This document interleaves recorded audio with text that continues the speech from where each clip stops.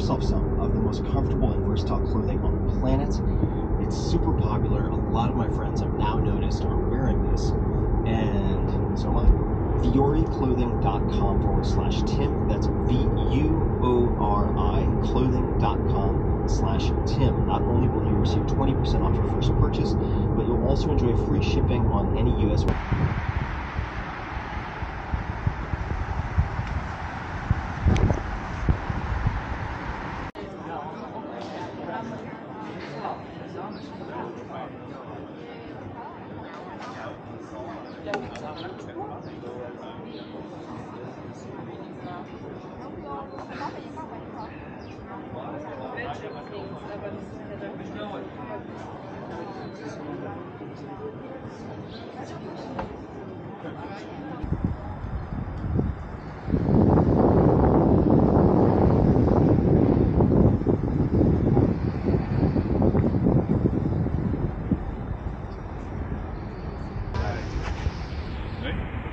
Ja, dat is bij jou of niet jouw werk.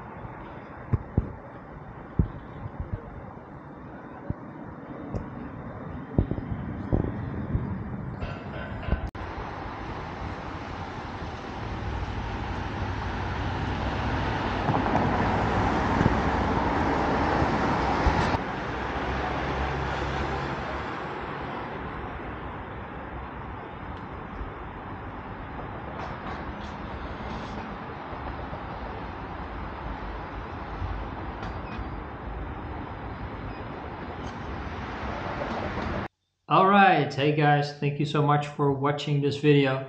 I've been wanting to do a Craig Adams style silent hiking video for a while now. I've been a massive fan of Craig Adams for a couple of years now already. I love his silent hiking videos. They are a form of meditation to me. And I've been wanting to do one myself for a while. So I'm really glad that I got to hike a portion of the Mullerthal Trail, route number 2. I've only hiked about half because of reasons I'm going to dive into in this short explanation. And first of all, I hope you enjoyed watching this as much as I enjoyed hiking it. It's been a while since I've done some proper hiking, and this is by no means a full-fledged Craig Adams climbing the Mont Blanc style of video. This is just a simple 20 kilometers hike in Luxemburg, but I've enjoyed it nonetheless. So what I would like to do is just talk through this hike for a bit. I wanted to do a 2-day hike. I wanted to hike the full route number 2, the Mullerthal Trail. There are 3 routes. So if you're planning on doing a hike in Luxembourg, you can choose 3 routes in the Mullerthal region. Route number 1, which is the shortest, and route number 3 is the longest. I think that's almost 40 kilometers. Route number 2 officially is 36 or 38 kilometers. I only hiked about 20. That is a little more than half because I started in the village of Echternach, and that is a great place to start. I can definitely recommend starting in Echternach. You can also start in Mullerthal. Well, it's a loop, so you can, of course, you can start everywhere you like, but Echternach is the biggest village in the region. And I, as I mentioned, I hiked route number 2, and this is a route that features a lot of rock formations. For example, the Wolfsschlucht, as it's called in German, or the Gorge du Loup in French, which are some really cool rock formations which you can hike through. There's like a sort of valley that goes through these enormous rock formations that are going straight up into the sky. And when I was hiking that, it was very misty, very foggy, and that was really mysterious. It's called Wolfsschlucht because apparently back in the day there were a lot of wolves there, and I definitely don't want to be there when there are a lot of wolves, because it's a really eerie place, especially when there's a lot of fog. I can't imagine being like 50 to 100 wolves there back in the day. So anyway, let's just circle back and go through the entire hike and through the rest of my trip and why I only hiked half. So I wanted to get away for 2 days to do a 2-day hike, and I drove up to Echternach the evening before I was going to start my hike. I parked my car, which is an electric car, which might be relevant to you if you drive electric as well. I parked it at the start of the trail, and I slept in my car overnight. Which was a first for me. It was fine. But the morning when I was going to start my hike, I actually drove down to the village again, because the trail is located up a hill. But I drove down because I had to charge my car. So when I would return the day after, my car would be fully charged. So that was a couple of kilometers of hiking extra, because I had to start all the way down in the village and hike through the village, up the mountain to the trailhead. So that was like 2 kilometers extra. But I didn't really mind, because I could park my car there safely. There's free parking in Echternach. Not all parking places are free, but there's one that's located just at the edge of the village, and it's actually a really nice town, Echternach. It's located at the border with Germany. So on the other side of the river there's Germany, which already is kind of cool to me. You're so close to another country. You can basically just walk to 2 countries back and forth if you like. But anyway, I parked my car there, then I hiked up the following morning to Echternach. It was very foggy again, so the fog cleared, I think, around 1 or 1:30 in the afternoon. So the entire morning I was walking through foggy forests. Now this trail is very well known. There's a lot of people walking the trail, and it was the beginning of October when I hiked it. And but I can imagine when you're there in summer, it's very busy, because it was a nice day in October. It was not that cold. It wasn't raining or anything, and there were quite a few people, especially at like the bigger sites like the Wolfsschlucht or the Yuli, I think it's called. There are some other rock formations which are very cool, but there were quite a few people. So I don't think I would recommend walking this trail in summer. It also, I think, can be very warm in summer. So I hiked it in the beginning of October. I picked those specific dates because the weather would be nice. It wouldn't be raining or anything. It wouldn't be super cold. It was around, I think in the morning it was around 6 degrees, and later in the afternoon it would become like 15 or 16 degrees. So that was actually a pretty great temperature for hiking.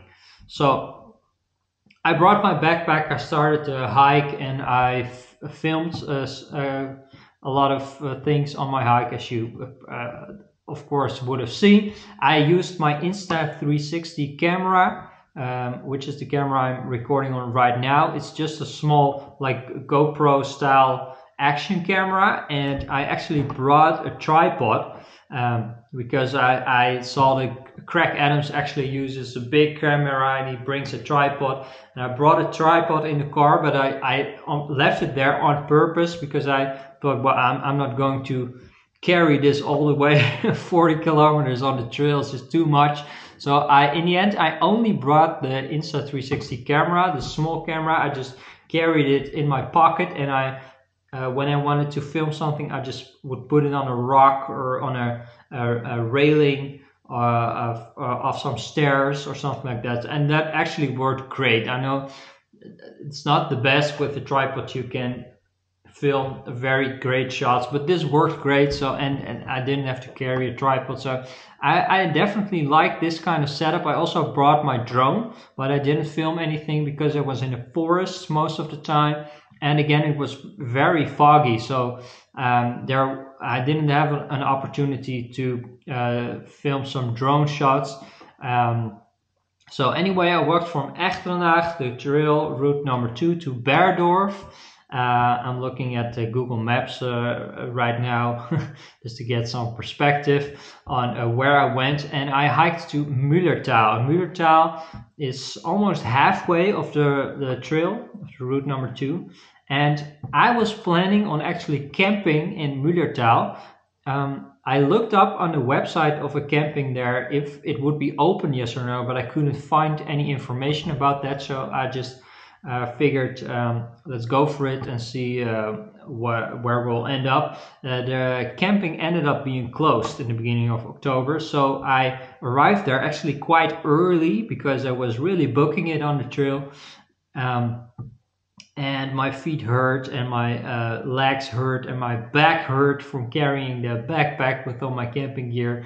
I keep in mind I haven't done like proper hiking in a few years, so this was actually a first time doing like a trail that was longer than just an hour or two walking. So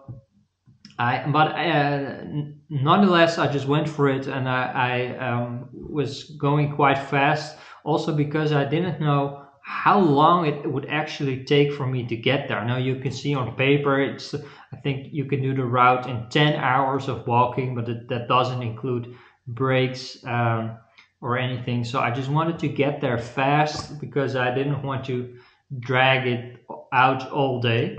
The hike. So I arrived in Mullerthal about 1 in the afternoon, so quite early. And my initial plan again was to camp there, maybe get some food, get some drinks. But everything was closed because it's a Monday. So this is important to keep in mind. In Luxembourg, most of the shops and the restaurants are closed on Monday. So I didn't expect that, and I brought too little food. I didn't go to a supermarket or anything beforehand. I just figured, well, I'll just pick something up on the way because I'm walking through a couple of villages, but there was nothing open, so I didn't have any food. And when I arrived there in Mullerthal around lunchtime, and there was just nothing, nothing. So I had to reconsider my plans, and then I read on the internet that the public transport in the entire country of Luxembourg is free. It's the first country in the world to make all public transport absolutely free. So I figured I had to try that. And there was a bus stop in Mullerthal, which was very handy. The bus from Mullerthal to Echternach, which I went to with the bus, on the bus, only departs around with 2 hours in between. So if you're just too late for one bus, you have to wait quite a long time. But I just paused there. I took a break in Mullerthal. I ate something which I did have on me, and I took a bus back to Echternach, so where I started. So I didn't camp in Mullerthal. I didn't camp in the woods or anything, which would have been my backup plan if the camping was closed. But I figured, since I have the entire afternoon left, there's nothing to do here for me, and I didn't want to keep on hiking because my body was just telling me to stop. So I took the free bus back to Echternach. I went to get a beer in the city center, which is actually pretty nice. It's a beautiful little village, a beautiful little town.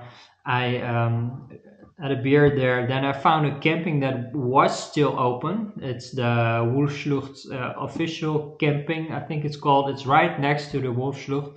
So if you want to go there and you want to camp, that's actually really recommended. You can just hike from the camping up the hill, which I mentioned, and then start the hike. So it's actually a great starting point. And I put my tent there, my small one-person tent. One pole actually broke, so I had to sort of put it back together with a ribbon, but it was fine. It was still fine. I used a new sleeping pad, which I bought in the week before my hike. It's a Thermarest light something. I forgot the name. It's the yellow one, and it was actually great because before this I had another sleeping pad, and it was also always cold.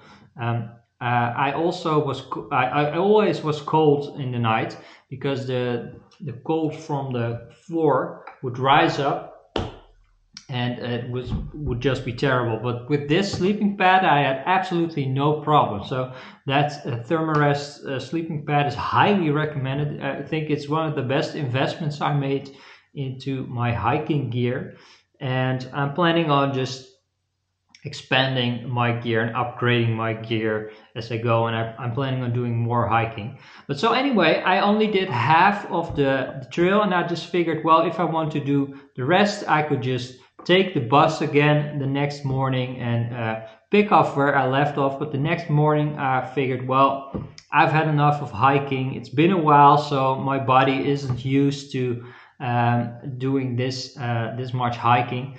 I have to say, it's not a very technical route, but you have to be prepared. There are a lot of rock formations, as I mentioned, a lot of rocks to go over, a lot of stairs, up and down, a lot of climbing. So it's not the easiest trail, I have to say. So it's quite fatiguing. So if you're in a really good shape, I think you can actually do the entire trail in one day, but that's quite a lot. So I think it's officially 38 kilometers. So if you would want to do that, you can do that, but I wouldn't recommend it. So if I wanted to, I could have done the second half the next day, but I just figured, well, Luxembourg City is only half an hour drive from Echternach, so why don't I just go there? I've been there one time before, but it wasn't really a success then. The weather was kind of bad, and this day the sun would come out and it would be actually a really nice temperature. So I figured I'd just go to Luxembourg City and just see what's up there. So I drove up there. I parked my car at a parking place for €1 per hour It's right outside the city center. It's like 5-minute walk. And I took a nice stroll through the old town. I had some coffee at the McDonald's, which is actually one of the most expensive McDonald's restaurants in Europe and probably in the world. I saw a YouTube video of some guy who was doing like a travel vlog in Luxembourg City, and he wanted to order a Big Mac, and it was €8. So I thought I just have to go there, and I only got some coffee there.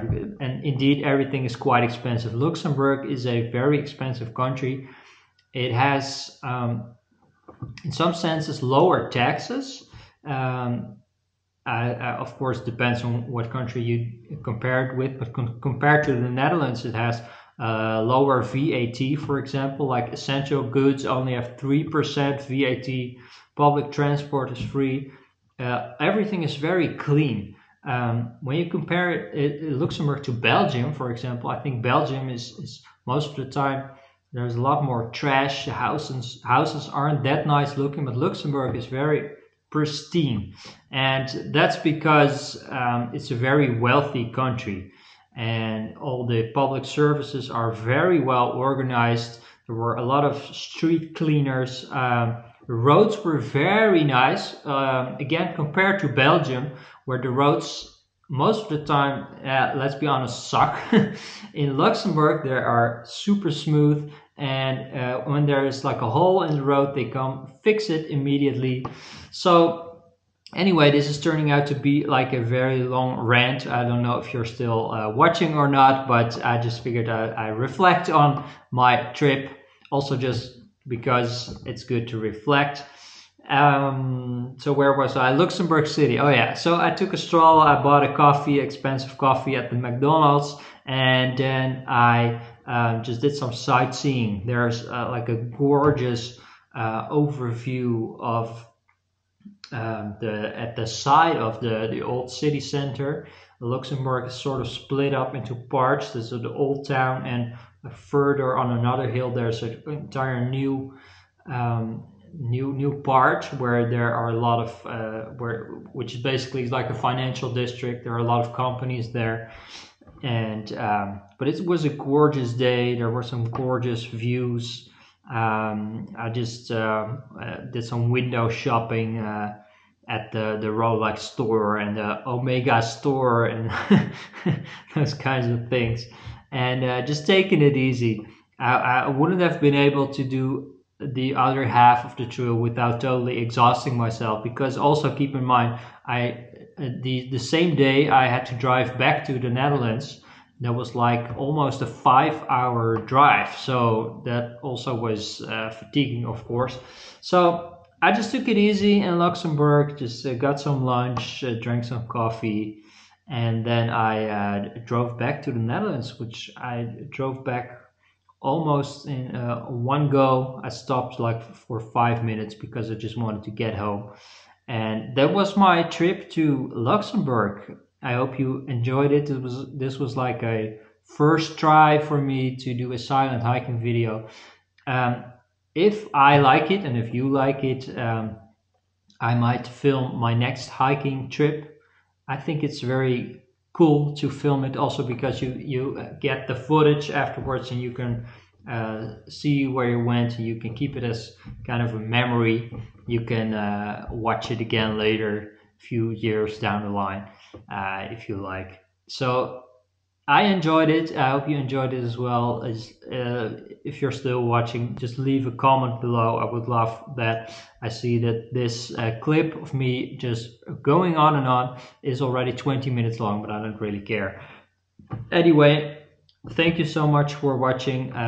Let me know if you enjoyed this kind of video, and I'll see you next time. Bye.